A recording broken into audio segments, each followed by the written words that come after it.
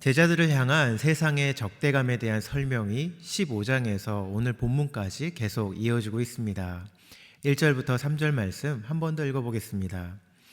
내가 이것을 너희에게 이름은 너희로 실족하지 않게 하려 함이니 사람들이 너희를 출교할 뿐 아니라 때가 이르면 물은 너희를 죽이는 자가 생각하기를 이것이 하나님을 섬기는 일이라 하리라.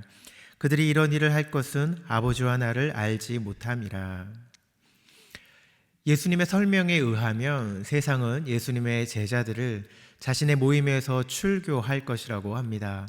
더 나아가 하나님을 섬긴다는 이유로 제자들을 죽이기까지 할 것이라고 말씀하고 있습니다. 제자들을 향한 유대인들의 박해는 예수님의 참 정체성을 알지 못하거나 알아도 인정하지 않기 때문에 발생하는 것입니다. 세상이 우리를 향한 적대감은 예수 믿는 자로서 피할 수 없는 숙명과 같은 것입니다. 예수님께서 제자들이 이런 일을 실제로 경험하기 전에 미리 이렇게 경고하고 계시는 이유가 무엇입니까? 그것은 제자들이 실족하지 않게 하기 위함이셨습니다.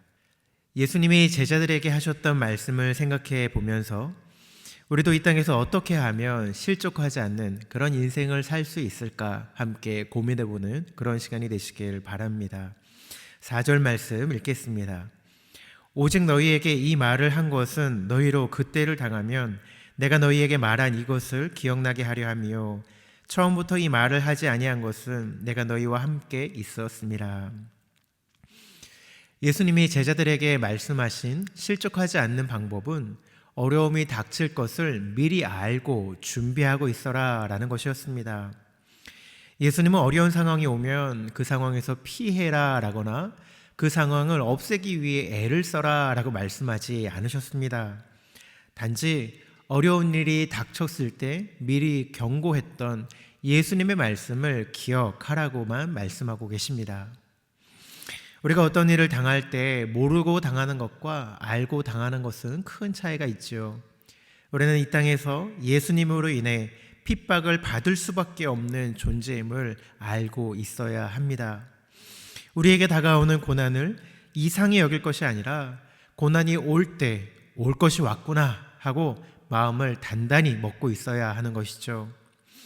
예수님은 제자들이 실족하지 않을 수 있는 방법으로 먼저 이런 일이 일어날 것을 경고하시는 그런 방법을 사용하였습니다. 동시에 제자들이 실족할 수 없는 궁극적 이유를 이제 말씀하십니다. 그 이유는 바로 성령님이 함께 계시기 때문이죠. 예수님은 제자들에게 성령님께서 오셔서 하실 사역에 대해서 이어서 말씀하십니다. 13절 말씀 읽겠습니다. 그러나 진리의 성령이 오시면 그가 너희를 모든 진리 가운데로 인도하시리니 그가 스스로 말하지 않고 오직 들은 것을 말하며 장래일을 너희에게 알리시리라. 성령이 오시면 제자들을 모든 진리 가운데로 인도하신다고 말씀하고 있죠. 또 성령님께서 하나님과 예수님에게 들은 진리의 말씀을 제자들에게 알리시고 생각나게 하신다는 것입니다.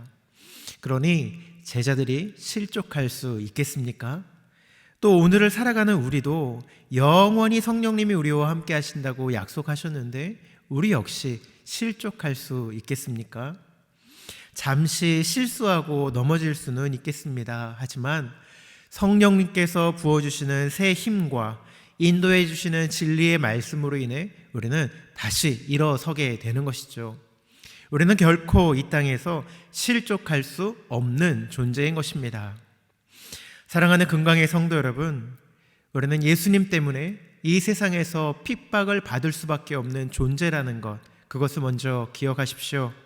그러나 그 가운데에서 우리를 홀로 내버려 두시는 것이 아니라 성령 하나님께서 우리를 보호하시며 우리를 위해 바른 길을 인도해 주심을 믿으시며 나가기 바랍니다. 우리는 혼자가 아닙니다. 예수님께서 약속하신 성령님께서 우리와 늘 함께 하심을 믿음의 눈으로 바라보시기 바랍니다. 오늘도 성령님과 함께 진리의 말씀 안에서 어떤 환난과 핍박이 다가와도 그것을 넉넉히 이겨내시는 우리 모든 성도님 되시기를 주님의 이름으로 축원합니다. 다 함께 말씀을 생각하면서 함께 기도하시겠습니다.